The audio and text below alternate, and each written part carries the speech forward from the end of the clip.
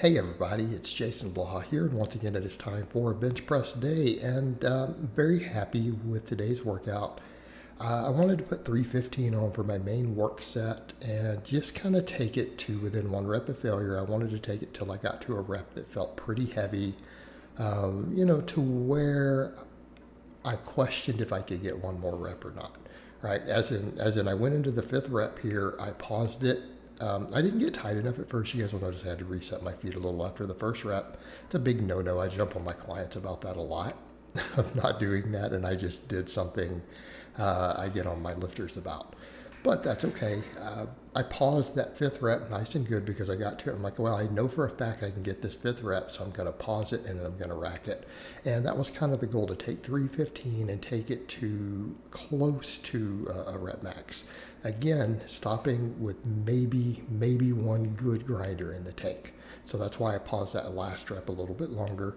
I'm very happy with that, because you could extrapolate that over to a max. Now people would say, but you haven't been hitting singles. Yeah, but I've done a triple with 340 not long ago, right?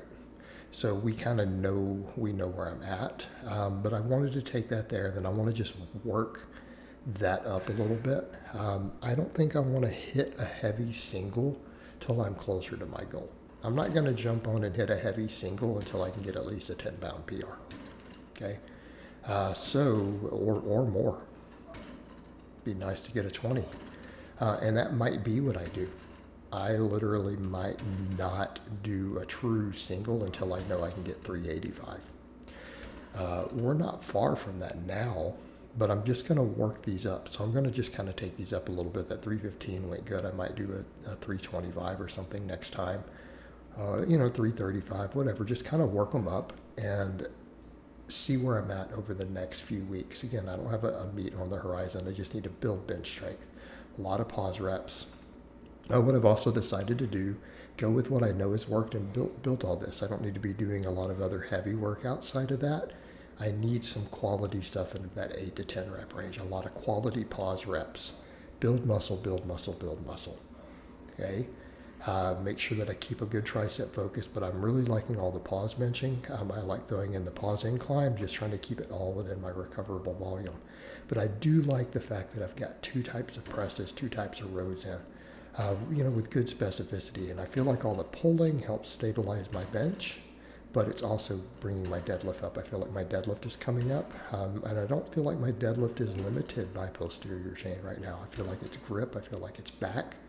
And the reason I say back is positioning, right? The ability to hold that bar in tight in the correct bar pass so that I can use my massive glutes and hamstrings to pull, okay? But all of that's feeling good because I pulled that 565 for a double Friday, left a little bit in the tank. So the rowing, I feel like the rowing volume again is going to help there. Although I'm keeping this volume pretty moderate. I did 3 sets of the pause bench, 3 sets of the barbell rows. Then the secondary ones, I only did 2 sets. I'll have workouts where I do 3. I'll have workouts where I do 3, but I feel like even just doing 2 extra sets with that second angle is worth a lot in terms of hypertrophy. It's worth a lot. And I think particularly that incline, I feel like it's kind of carrying back over. It's given me the shoulder work that I need while still building my chest and putting me into that stretch position that I need, because all of that's getting me faster off the bottom. And that's what I'm looking at. Now for the tricep work, I'll discuss that as we get a little further in. I went with band press downs again, not because I feel that they're the best for hypertrophy, but I feel like they can be sustained longer and they really help with the lockout. But the incline, again, instead of trying to go all the way to 185 and trying to get 10s that I can't get, this last time I did 155 for 2 pause sets, did 165 today. And these are challenging because I'm doing a lot of volume first on the flat bench. This is actually difficult, particularly at this 45-degree angle. And then granted, people have seen me do 225 for 5 before on this in the past, quite some time back. But that's, again, relatively fresh without having done a bunch of 10s first.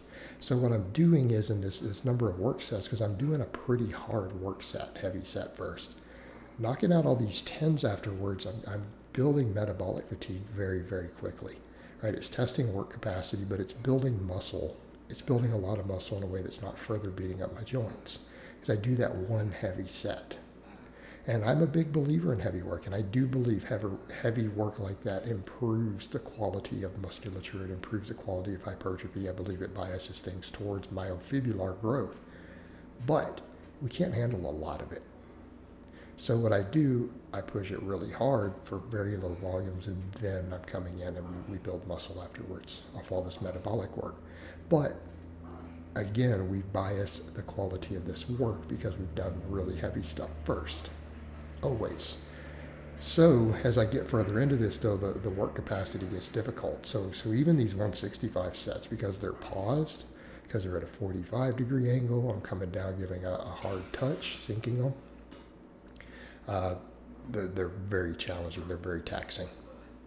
And I get a really, really deep burn and pump on those. So even that incline work, my whole upper chest and front delts, even that 2 sets gets a tremendous pump. And I get a lot of stretch, I get a lot of pump, and it burns. And that's what I'm seeking there. Because again, after the heavy work, everything else is just about getting thicker in the right places. But I feel like, again, the supersets, because I'm doing 10 rep sets of supersetting back and forth, again, the conditioning component, the whole metabolic fatigue component, again, it works.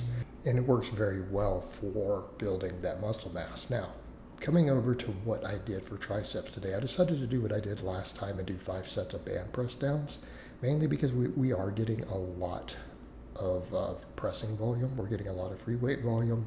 That is hitting that stretch position quite a bit. And even though I really like skull crushers, they're hard on the elbows. I'm going to work them in, and I'm going to work them in phases like I just did. Get all the hypertrophy I can out of them, then go back to band work for just a little bit. Make sure the tendons are good. Make sure that we have that speed to follow through on the lockouts, because the band work does that extremely well. Again, it helps me, I think, with the work capacity side of when I'm doing all that pressing, my lockout strength tends to really falter near the end of the work sets. And so I could also go, if my work capacity on the lockout strength, which the bands bring, was a little bit better, could I be squeezing out another rep or 2, even with those same weights at the very end, like the final sets? Maybe, so it'll carry over in addition to building triceps. Okay, but I do think the skull crusher is arguably a better overall tricep developer. And I think particularly even for getting your triceps strong out of the bottom because of all that long head activation. I also did in here 3 sets of power curls. I like these because, again, the most of the data we have shows they're just as good. They're arguably one of the top 3 bicep exercises on EMG. Not that that means everything. They are absolutely not the be-all, end-all. But it's the fact that they have that grip component and upper back component. I like that because, again, the deadlift carryover. The main trick to those power curls, though, is like with anything else, you want to avoid risking rupturing a bicep. Notice that I lean forward a little at the bottom. What I'm not doing is letting that bar get way out and overload me going into that stretch position too much. We're making sure that as we drop her into the lengthened position, we're in a safer spot. Notice my elbows tend to be a little bit further back. And again, what I'm doing is trying to avoid rupturing a bicep, because that should be a real concern on something like this, something we do need to think about. But done this way, it will possibly help be resistant to that on a deadlift. So again, just always be careful with your bicep exercises. Bicep ruptures, even from curls, are one of the most common training injuries that require surgeries, and people don't seem to be aware of that. But again, a power curl like that, done correctly, can be quite safe as long as you don't have overuse. And then, of course, I supersetted them between all this, and I took these press downs all the way to the limit today to where I just couldn't do anymore. So again, got a deep burn, working on the tendons so that we can go back and do skull crushers again for another phase. So I'm very happy with today's workout. So I hope it has been informative, and I will talk to you guys next time.